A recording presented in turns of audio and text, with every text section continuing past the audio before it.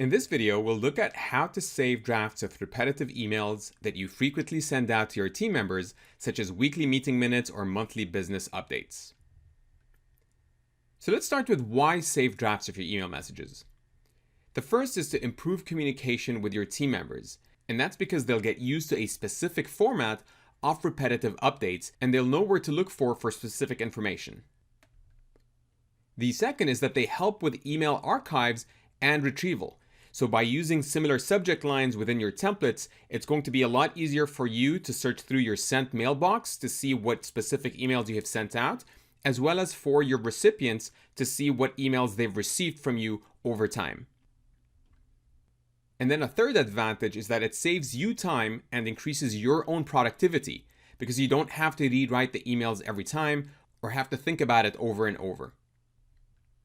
And save drafts are great for repetitive team emails such as status updates, meeting minutes, regular announcements such as monthly business updates, or anything like compliance reminders as well. So let me share an example of an email that I save as a draft on a weekly basis for my own team. So here's the email with the specific subject line of actions and recording, and then a date, and then the subject of the actual email, which is a PMO weekly meeting. And I use this template for a subject so that over time my team is used to a specific format and they can easily retrieve the messages from their inbox. And the email template has a very simple structure. So we've got a quick summary here, which is 5 sentences or less, as we talked about in an earlier video. You've got the details here that kind of deep dive into some of the additional information they need. And then there's a certain section here for a meeting recording that I use for the meeting link for those of my team members that could not attend the meeting. And you'll notice that some of my previous tips apply here, such as the 3 W's, where I've got the who, the what, and then the when. And I use bullet points all over to make it easy on the eyes. So let's talk about how to save drafts. And really, there are multiple ways in which you can do that.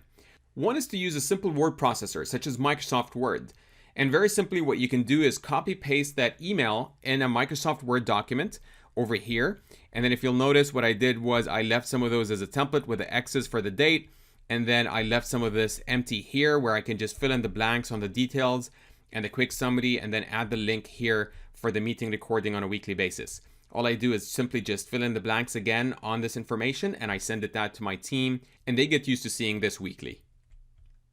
Another is to use your draft folder in your email, such as Gmail, for example. So in Gmail, you basically just go to Compose, and then when you have a window open, you just plop in the same information there with a standard subject line, and then you've got the information here. Again, fill in the blanks on a weekly basis, and you just keep it.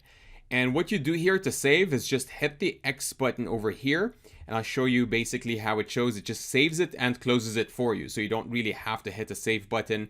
And then what happens within Gmail is that it plops into the drafts folder. So the drafts folder over here, if you click on that, your email just shows up there automatically, and you can simply open that up, copy it, and then send it out in a new email.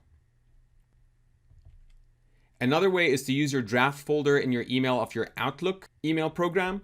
And the way you do that, again, is just open a new message, type it in, and then hit the save button over there in the top left corner. And what it does is it automatically saves it in the draft folder for you as well.